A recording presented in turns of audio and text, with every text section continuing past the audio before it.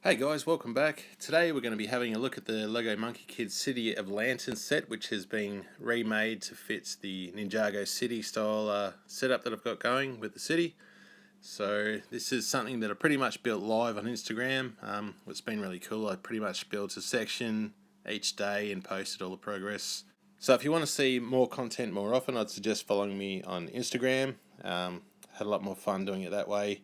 YouTube, there's just the ads and the dislike button. Even my videos have ads, so that's sort of, I find that offensive. So it's not like my videos are monetized or anything, so that's the reason for that. But just to give you a bit of an overview here of the whole thing, you can see it's been extended quite a bit.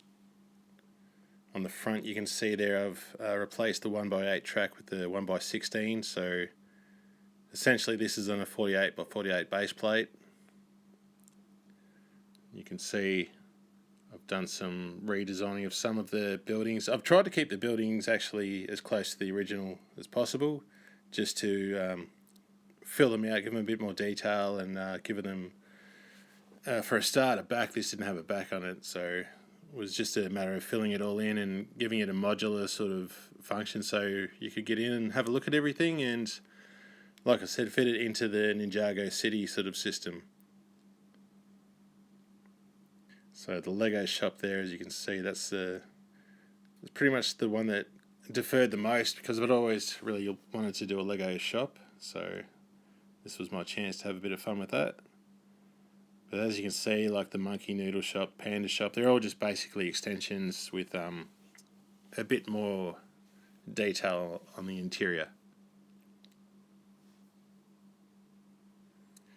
And you can see with the water there, I've just tried a new effect, just using the little pyramid pieces, and yeah, come up fairly well. So we'll just take everything off now so I can give you a look at basically the shape of this thing with all the buildings taken off. And you can see it's fairly easy to get them all off, just like the original. I had to get a little bit creative with the setup there, so as you can see, some parts left over on the actual roof of, say, the noodle shop, things like that.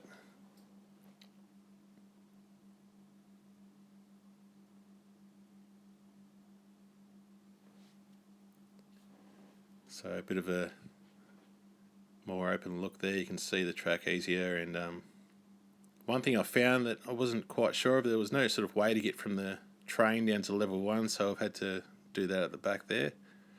But you can see here a bit closer some of the details that are a bit hidden. So again, if you want to go on Instagram, I've basically got each step of the progress there, and anything that got covered up that you sort of couldn't see the detail and the finished model, it's there on the Instagram photos. So it was a lot of work really, but it was good working that way. It sort of made me more productive, that I had to finish a section in a day to post some photos, whereas with YouTube it's just once I'm finished I'll sort of get the progress happening. But so it was a good way of building, and like I said, I haven't got many followers actually on Instagram, but the ones that I do, there's a lot of Ninjago City builders, so it's worth checking out if you're into this sort of thing. There's some really talented builders that I follow, and just cool people as well. So you can see here, this sort of has a part to it. So we've got the train stop, and we can access the above level, and we've also got a walkway across as well. So that was pretty straightforward. So you can see with the noodle shop, not much has really changed on the exterior. There's an extension of about 4 studs each side, so that's the sort of main thing there, and I tried to keep it as similar to the original design as I could. And you can see here we've just got a more fleshed out kitchen, more detailed with the tiling. The staircase going up to the dining area, so use a lot of the builds that were in the original there and just try to make it a little bit more detailed. And I actually used a fair amount of the silver in this as well. So we've got the Panda store, again, not much different there. We've just extended it by 4 studs front and back, and we've got the tree, it's been extended a bit, and the front section there, just a technique that you see in a lot of the Creator Expert style modulars. So you can see there's a fairly detailed interior now, a lot of products on the shelves, and some tiling, and just with the roof off there you get a better look inside. Now we've got the Lotus Hotel, which again was just one of those things. I had the right parts, so I had an idea straight away for those curved windows, just to extend the windows along. And you can see with the roof there, we've added just a little bit as well, but the main structure is the same. And again, we've just filled this out with a bit of detail for the front counter, the bag edge. Then we've got the stairs, which goes up to the main hotel room. And that's just got some detail as well in there. Just a TV and some bookcases, a bed and stuff. So basically, it cleaned me out of sand blue parts on this one. But to me, this was the most fun I had on the entire build, was building the Lego shop, which is something that I've been wanting to do for a while. And I've got a few sets with some small like Lego stickers in different like boxes, things like that. We've got those 60 years of Lego from a few years ago, and just basically a different shaping to the whole thing than the original, because I had the extra room on top of the REMOC, so just to fill in a lot of the gaps, we've just made it a bit of a different shape there, and that worked out really nicely. Had a lot of fun doing that. Just it's good to do stuff with different angles.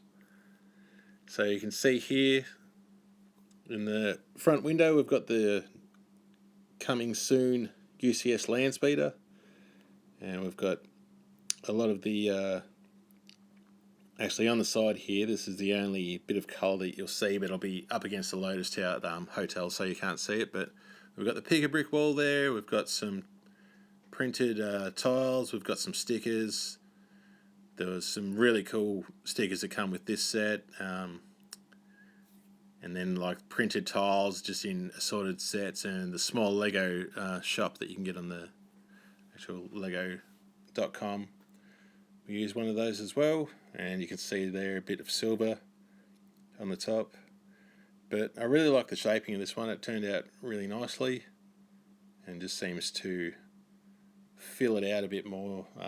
On top there, you don't have as much open gap with the walkways, so it was cool to just have something a little bit different. And you can see here, without the other buildings on top, there's a little bit of a sort of cheat there of how I've done it. So some of the buildings had to be extended onto the roof of, say, the noodle shop. So that's pretty much a complete overview of the whole thing. Again, I got to say, it was a lot of fun making this. It was fun making it on Instagram for the crowd that's sort of following me there, and people that I follow that do a lot of Ninjago city style stuff. So if you want to check that out, it's just Whiskey Shred, and like I said, there's pretty much daily updates for anything I'm building at the time. Anyway, I hope you enjoyed it. Be sure to like and subscribe if you did, and follow me on Instagram, and I hope you're all doing well, and happy building, and I'll talk to you soon. Cheers. Bye.